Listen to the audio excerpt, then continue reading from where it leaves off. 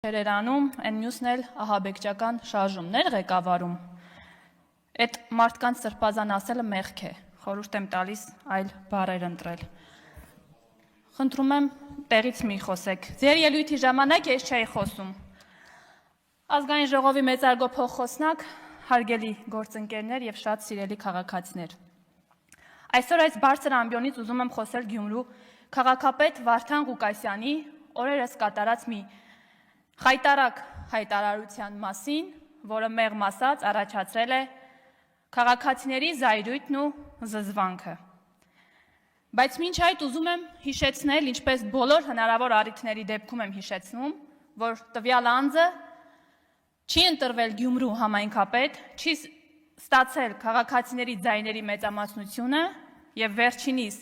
այդ պաշտոնին կարգել է պատիվ ունեմ խմբակցության падգամավոր Մարտուն Գրիգորյանը։ Իսկ հիմա եւս մեկ անգամ հիշենք, թե ինչ է ասում Գյումրու համայնքապետ կարգված Վարդան Ղուկասյանը, նույն ինքը Վարդանիկը։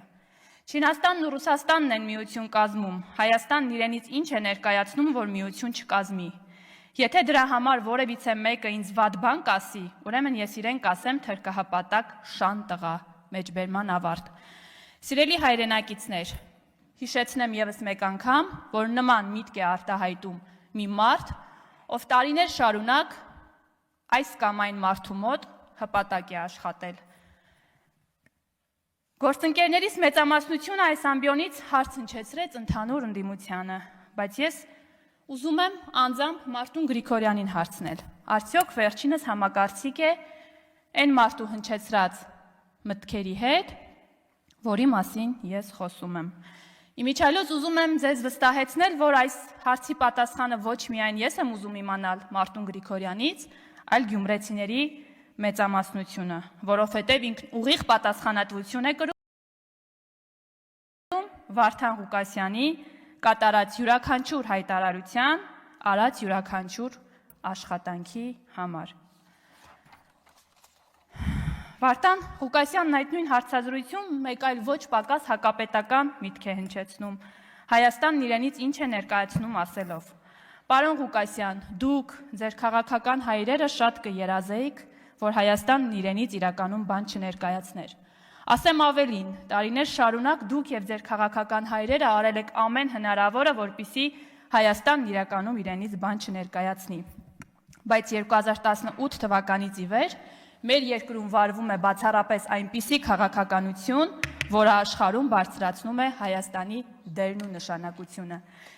Շնորհակալ եմ եւ ամենավերջում ուզում եմ մի ուրախալի լուրով կիսվել մեր քաղաքացիների հետ, այսօրվանից Գյումրու Շիրակ օդանավակայանից ուղիղ չվերթներ է իրականացվում, որի ընթացքում վերջինս իր ընկերների հետ պատրաստվում էր սպանել ոչ միայն վարչապետ Նիկոլ Փաշինյանին, ոչ միայն ազգային ժողովի նախագահ Ալեն Սիմոնյանին կամ արտաքին գործերի նախարար Արարատ Միրզոյանին, այլ սիրելի քաղաքացիներ, նաև ձեզանից մի քանիսին։ Այո, նրանք պատրաստվում էին այրել մեքենաներ, մի քանիսին գյուլել պատերի տակ, իմիջիայլոց այստեղ իրենք ցույց են տալիս, որ իրականում իրենք ոչ միայն Հայաստանի Հանրապետության քաղաքացուն ուղղակի անվանում են անասուններ կամ էշեր, այլ հենց հավատում են, որ դուք այդպիսին եք հարգելի քաղաքացիներ, որովհետև չի կարող մեկը խոսել մի քանիսին գյուլելու եւ հետո ընտանիքին որևէ փոխհատուցում տալու մասին եւ արտահայտվել, որ այդպիսով այդ ընտանիքները կլինեն գոհ եւ երջանիկ եւ իրենք էլ կգան իշխանության։ Ես վստահ եմ, որ Հայաստանի Հանրապետության քաղաքացիները այս ամեն ինչը շատ լավ գիտակցում են։ Ու վստահ եմ, որ նաև այս գիտակցումը հասկանում են այս նույն մարդիկ, ահաբեկչություն իրականացնող մարդիկ, որովհետև իրենք հասկանում են, որ Հայաստանի Հանրապետությունում 2018 թվականից ի վեր իշխանության գալ հնարավոր է միայն ու բացառապես արդար ընտրությունների միջոցով։ Իսկ Հայաստանի Հանրապետության քաղաքացին վաղուց իրենց քաղաքական աղբանոցն է նետել եւ իրենք քաջ գիտակցում են, որ միակ տարբերակը, որ կարող են գալ իշխանության, դա ահաբեկչությունն է, որը ի պատիվ եւ ի շնորհիվ Հայաստանի Հանրապետության իրավապահ համակարգի բնում խեղդվեց այդ ձեր օպերացիան։ Շնորհակալություն եմ հայտնում առիթից օգտվելով եւս մեկ անգամ մեր իրավապահ համակարգին։ Հարգելի քաղաքացիներ, այս սրբապիղծ ահաբեկչական ծրագիրը ղեկավարում էր Տավուշից Երևան գալու ճանապարհին գառնուկներ գրկող, երեխաներին համբուրող եւ Աստծո անունից հանդես եկող, բայց միևնույն ժամանակ սատանայի հետ գործարք կնքած Վազգեն Գալստանյանը։ Սրանք խոսում են եկեղեցու անունից, խոսում են, որ այսօր քաղաքացիական պայմանագիր կուսակցությունը, խմբակցությունը, իշխանությունը դուրս է եկել հայոց եկեղեցու դեմ։ Այսօրվա իշխանությունը, հարգելի քաղաքացիներ, փորձ է անում եւ ամեն ինչ անելու է, որպեսզի Սուրբ եկեղեցին ահաբեկիչների ворջ սարքած անձանցից ազատի եւ իրականում վերադարձնի այն մարդկանց, ովքեր կրում են հոգեվոր արժեքներ։ Բանից պարզվում է մեր հայոց եկեղեցու պատերի ներսում այսքան ժամանակ ահաբեկիչներ են բուծվել ընդամենը եւ սրբապղծություններ տեղի ունեցել։ Մեկն էլ Շիրակի մարզում կար եկեղեցականի սքեմով ու անընդհատ խոսում էր ռազմական հեղաշրջումից, բայց հենց փաստերի հայտ եկան եւ որոշեցին, որ իր հետևից են գնալու իրավապահ համակարգը, գնաց եւ թաքնվեց Վեհարանում եւ դրանից հետո սկսվեց անպագորգոր հայտարարություններ, թե Վեհարանը սուրբ վայր է եւ այդտեղ որևէ գործողություն իրականացնել չի կարելի։ Լուրջ եք ասում, բա ձեզ կարելի է սրբապիղծ եւ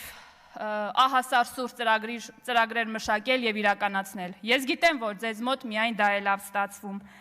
Եվ երբ այս բացահայտումները տեղի ունեցան, սրանցից ոմանք հայտարարեցին, որ այդ ձայնագրությունները, այդ հրապարակումները արհեստական բանականությամբ ստեղծված ինչ-որ հրապարակումներ ու ձայնագրություններ են, բայց ես ուզում եմ ձեզ շնորհավորել, դուք այս հարցում անգամ արհեստական բանականությանն եք կարողանում հաղթել եւ անգերազանցելի եք։ Ես ապշած էի մի բանի վրա, որ այս օրերի ընթացքում սրանցից որևէ մեկը չեկավ եւ այս ամբիոնից որևէ դատապարտող նախադասություն, մի միտք չհնչեցրեց բացահայտված ահաբեկչական ծրագրի մասին, բայց հետո էլ ինքս ինձ հարց եմ տալիս, ինչպես կարող էին գալ եւ դատապարտել այս ահաբեկչությունը, սպասվելիք ահաբեկչությունը այն մարդիկ, որոնց քաղաքական հայրերը հոկտեմբերի 27 եւ մարտի 1 կազմակերպած մարդիկ են, ինչպես կարող էին։ Այսօր էլ Արթուր Սարգսյանն եկավ այս ամբիոնից հայ տղամարդու կերպարից խոսեց, ներկայացրեց, որ ինքը իսկական հայ տղամարդ է եւ վերջում էլ ասեց, ինձ հարցերին չեմ պատասխանում, որպեսզի երեխաներիս եւ կնոջս հետ գնամ եկեղեցի։ Լավ, դուք ամոթ, մի գրամ ամոթ ինչ է չունեք, ու դուք դեռ համարձակվում եք եկեղեցու կողքով անգամ անցնել, կամ երբ խոսում եք ձեր անչափահաս երեխաների, 4 երեխաների մասին, ես իրականում ուզում եմ, որ Աստված բոլորիս երեխաներին առողջություն տա, բայց ուզում եմ մի բան հարցնել ձեզ, հա, վստահ եմ կլսեք։ Որ դուք պլանավորում էիք, դուք եւ ձեր ընկերները պլանավորում էիք մեքենաներ վառել, չգիտեմ ինչեր անել, չէիք մտածում, որ այդ մեքենաների մեջ եւս երեխաներ կարող են լինել, թե կարևորը ձեր երեխաների ապահովությունն է, որոնց դուք ձեր տարիների թալանած դղյակներում ապահով պահում եք։ Եվ ինչպես այսօր